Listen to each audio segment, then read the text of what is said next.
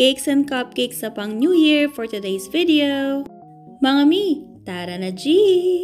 Umorder na naman ulit ng napakaraming cupcakes yung manager ng hotel na nag-order sa akin ng mga Christmas cupcakes.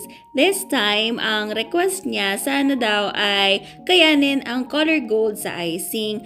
Kaya ang agad kong naisip is kulayan muna ng yellow gold yung icing natin. Bali, color yellow lang yan na peyotraco and then konting color brown para hindi siya ganun ka-vibrant.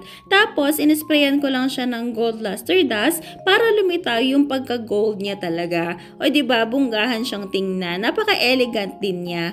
And then, naglagay din pala ako ng golden yellow na draggies para naman magdagdag shine and design na rin sa cupcake natin. Dahil simple lang naman sila. Ang request sana ni ma'am doon sa box ng mga cupcakes natin kung hindi red, green. Kaso wala talagang makita na red and green na box kahit saan. And hindi naman din naaabot kung order ako online. Kaya ang sabi ni customer, sige white na lang daw.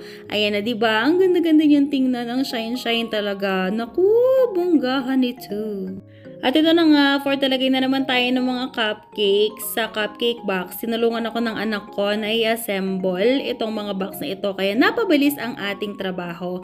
Pero dahil sobrang dami ko kasing order na cakes, hindi ko lang sila na-post kasi sa mga susunod ko sila ipopost. Kaya medyo na-late ako ng gawa. Kagabi ko lang talaga sila lahat na frostingan at na-i-box. Unlike nung Pasko, as in, one day before pa lang nakabaksa silang lahat, pero ngayon as in kagabi lang sila natapos. Pero buti na lang talaga natapos ka sila. And naihabol ko yung mga cake orders natin para today. Gumising na lang ako ng madaling araw para at least kahit paano nakatulog ako. Mahirap kasi magtrabaho kapag kapuyat ka at pagod ka eh. Isingit na rin natin itong number 12 na mini number cake natin. Ito ay order ng ating baby Suki na si Baby Isa. At ayun nang hindi ko alam kung matutuwa ba ako o malulungkot ako dahil meron na tayong baby Suki na gumraduate sa atin. Si Baby Isa ang pinakaunang customer natin ng number cakes at ito na nga, gagraduate na siya.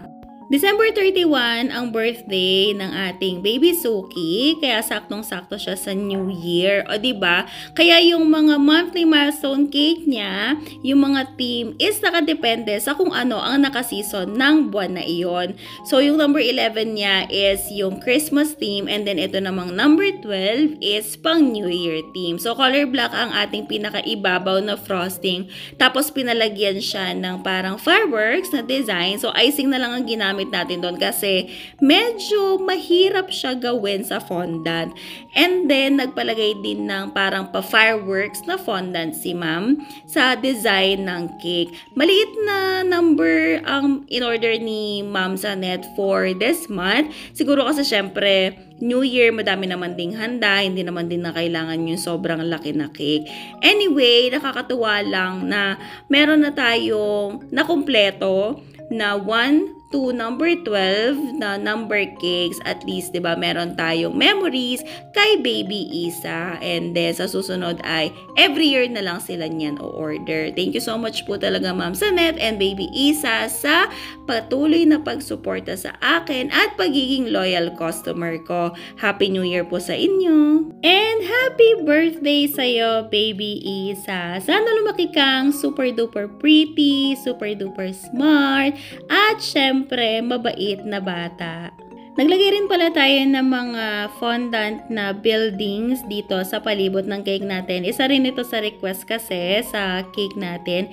Naked na lang din yung ginawa nating cake para mas okay naman siyang tingnan and mas ma-fulfill natin yung ating pinaka-goal. Tapos ito yung fireworks na sinasabi ko kanina. So naglagay muna ako ng 3 stars sa pinakababa para super duper madikit yung ating mga fireworks na fondant kasi tinry ko siya na idikit diretso sa cake board. Kaso natatanggal siya nakakatakot kasi ibabiyahe pa ito from Angeles City to Bacolor. So kaya naisipan ko na maglagay muna ng fondant para yung pinaka-fireworks natin, ididikit siya sa fondant. Mas matibay siya. At ito na ang final result. Maraming salamat po sa lahat ng mga customers ko na nagtitiwala sa akin at patuloy akong sinusuportahan. O diba, ang syala ng cake natin, napakasarap tingnan sa mga mata. And that's it for today. See you on our next video. Bye!